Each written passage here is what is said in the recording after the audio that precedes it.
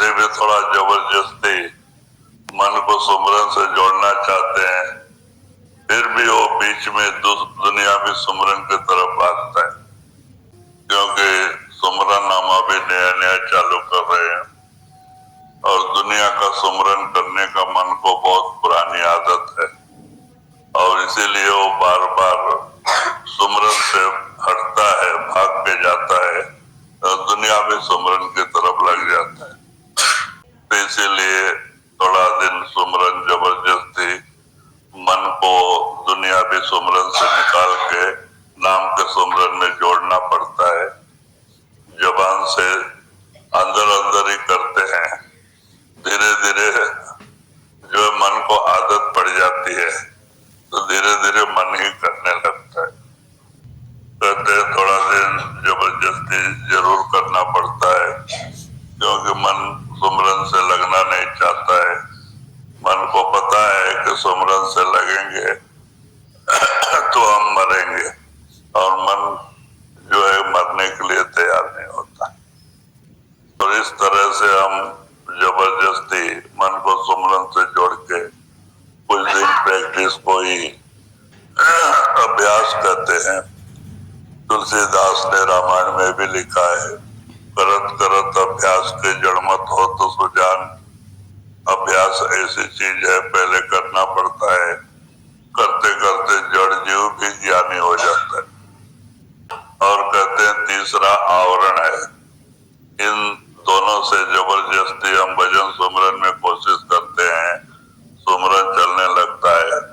इतने में बीच की अवस्था, न जागृत न स्वप्न, बीच की अवस्था को आवरण कहते हैं। वो न निद्रा होता, वो न पूरा नींद होता है न पूरा जागृत होता है। वो एक अर्ध अवस्था में मन चला जाता है और थोड़ा सुमरन भूल जाता है।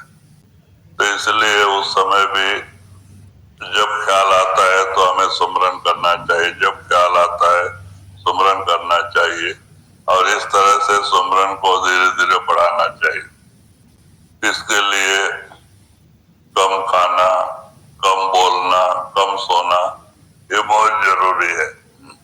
जितना हम शांत रहेंगे और सुमरन में मदद मिलेगी।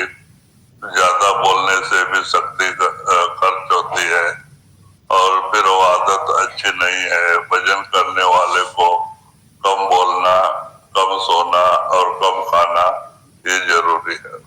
तो कहते हैं कि ये तीनों भी जरूरी है, क्योंकि ज्यादा खाने से आलस नींद सताते हैं और तामसी वृत्ति मन में उठने लगती है, तो जिससे भजन सुमरन नहीं हो पाता। तो इससे ध्यान में बहुत विघ्न होता है, आलस नींद उसको ज्यादा आता है। तो इसीलिए कम खाना और कम सोना, ज्यादा सोने से उतना ही सोने का लिए मन प्रेरित करता है। जितना सो उतना ज्यादा चाहिए। हाँ, तो कहते इस तरह से। और बोलना कम, क्योंकि बोलने से भी शक्ति खर्च होती है और जितना हम जोर से ज्यादा बोलेंगे उतना ही लोग सोचते हैं इनके पास सोच की कमी है, इसलिए जोर से ज्यादा बोलते हैं। तो कुछ लोगों में कहावत भी है कि तोता चना बाजेगा ना। जो चना तोता होता है वो आवाज ज्यादा करता है, जो भरा रहता है वो आवाज कम करता है। कम बोलना, शांत रहना, भजन सुमरन की तरफ ध्यान देना, ये सब बहुत जरूरी होता है। जितना मौन रह के भजन करेंगे उतना ही मन में शांति आएगी। इसीलिए जरूरी है इन सब चीजों का ख्याल रखना चाहिए।